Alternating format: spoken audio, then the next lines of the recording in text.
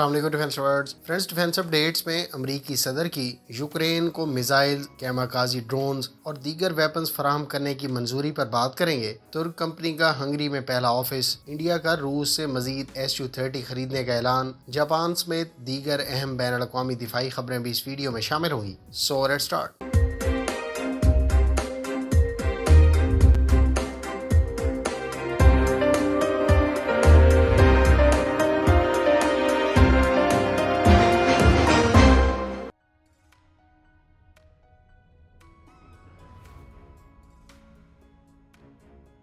امریکہ نے یوکرین کے لیے نئی عسکری امداد کا اعلان کیا ہے۔ نئی کھیپ میں 800 surface to air missiles, 2000 javelin anti tank guided missiles, 7000 چھوٹے ہتھیار اور 2 کروڑ ایمونیشن اور سوئچ بلیڈ کیماکازی ڈرونز شامل ہیں۔ امریکی صدر جو بائیڈن نے کہا ہے کہ امریکی عوام یوکرین کے ساتھ ہے اور یہ مشکل وقت ہے۔ روس کا مقابلہ کرنے کے لیے امریکہ یوکرین کو ہر ممکن مدد فراہم کرے گا۔ یاد رہے کہ امریکہ کی یوکرین کو نئی امداد کی ٹوٹل مالیت گزشتہ چند ہفتوں میں $1 ارب سے تجاوز کر گئی ہے۔ ادھر ترک وزیر خارجہ یوکرین پہنچ گئے ہیں، جہاں انہوں نے اپنے یوکرینین ہم منصب سے ملاقات کی۔ ترک وزیر خارجہ نے کہا کہ ترکی کی جنگ بندی کی کوششیں جلد کامیاب ہوں گی اور یوکرین میں دیر پا امن قائم ہوگا۔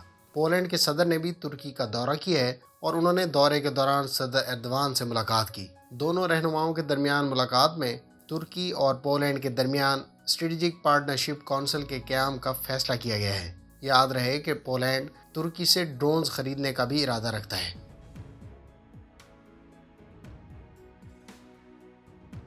ترکی کی بختر بند گاڑیاں بنانے والی کمپنی نیرول مکینا کا کہنا ہے کہ اس نے اپنا پہلا بیرون ملک دفتر ہنگری میں قائم کر دیا ہے۔ کمپنی کا کہنا ہے کہ اس نے حالیہ کچھ عرصے میں اپنا نام بنایا ہے کیونکہ کمپنی کی 4x4 آرمر وہیکلز جیسا کہ یوروک اور ایڈر جیلسن نے نہ صرف ترکی کی مقامی ریکوائرمنٹس پوری کی ہیں بلکہ یہ اتحادی ممالک کی ضروریات کو بھی پوری کرنے کی بھرپور صلاحیت رکھتی ہیں۔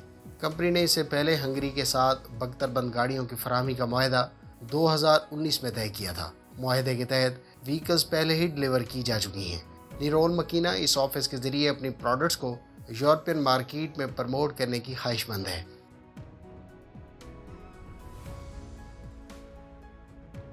جاپان کے F-15J طیاروں کو $25 ملین کی لاگت سے نئے سسٹم سے اکوپ کیا جائے گا۔ معاہدے کے تحت امریکی کمپنی جاپانی F-15 طیاروں میں الیکٹرانک وارفیئر سسٹم نصب کرے گی۔ یاد رہے کہ جاپان اپنے 70 F-15 طیاروں کو تقریباً $4 ارب کی لاگت سے ایکسٹینسو اپ گریڈ پروگرام سے گزارنے کا ارادہ رکھتا ہے۔ حالیہ $25 ملین کا منصوبہ اس پروگرام کے علاوہ ہے۔ فرینڈز، اگر آپ الیکٹرانک وارفیئر سسٹمز کے بارے میں تفصیلات جاننا چاہتے ہیں تو اس ٹاپک پر ہماری ڈیٹیل ویڈیو کا لنک ڈسکرپشن میں موجود ہے۔